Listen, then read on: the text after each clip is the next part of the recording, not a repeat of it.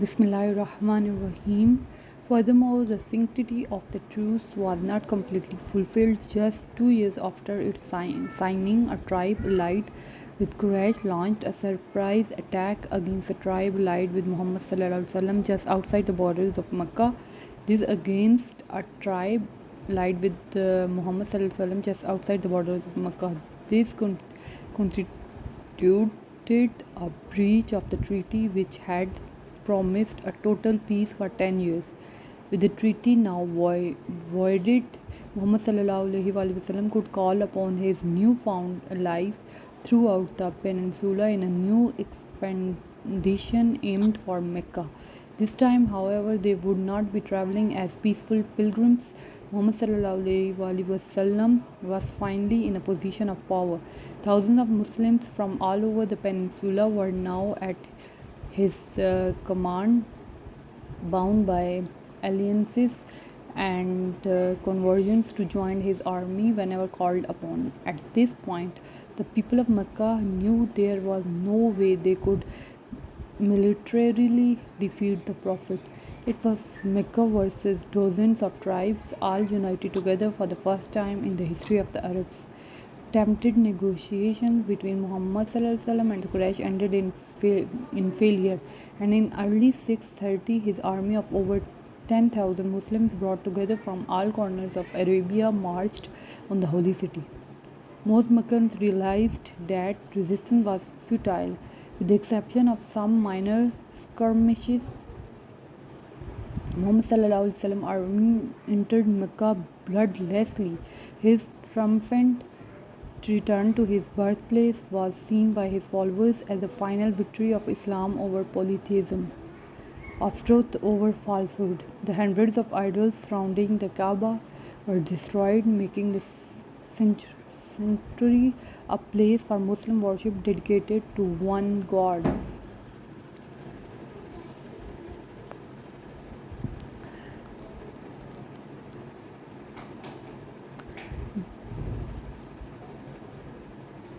The hundreds of idols surrounding the Kaaba was destroyed, making the sanctuary a place for Muslim worship dedicated to one God. For many in Mecca, including the leader of the Quraysh, Abu Sufyan, this complete conquest was a sign that their idols were in fact no more than crude sculptures of stone and wood. They submitted to Muhammad, the man they had oppressed, chased out of the city, and gone to war with.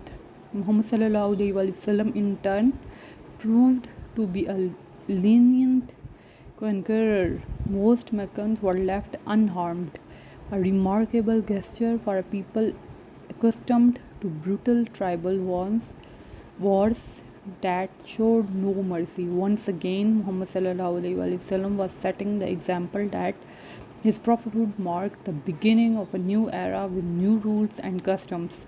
The pre-Islamic period of Jahiliyyah, meaning ignorance, would forever be left behind. Muhammad return to Mecca is remarkable, if only because of the circumstances of his life in the preceding years. Just 8 years after his escape in the middle of the night from his oppressors, Muhammad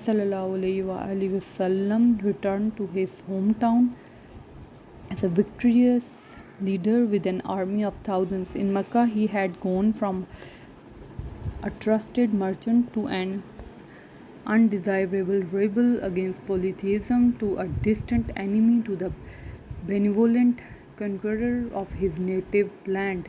No doubt his rapid accession to power and his ability to break down old tribal rivalries under the banner of unity in Islam were seen as miraculous and signs of his prophethood by many.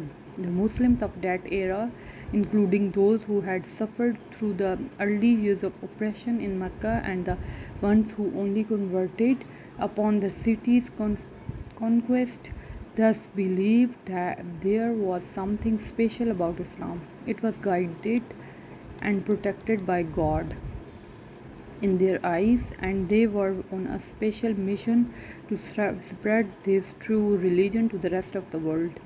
This mindset would play a major role in the way Muslims viewed themselves on the world stage throughout their history. The end of the prophethood.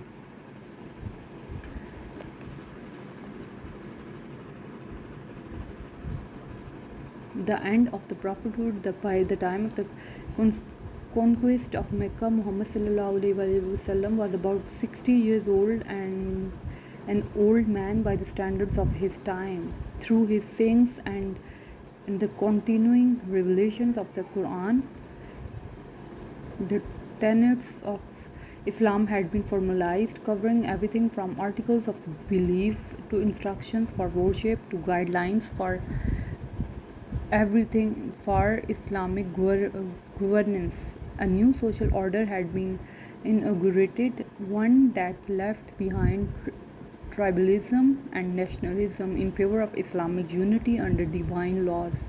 Muhammad ﷺ codified this in his last sermon, where he declared that you are descended from Adam, and Adam was created from dirt. The most noble in the sight of God is the most pious.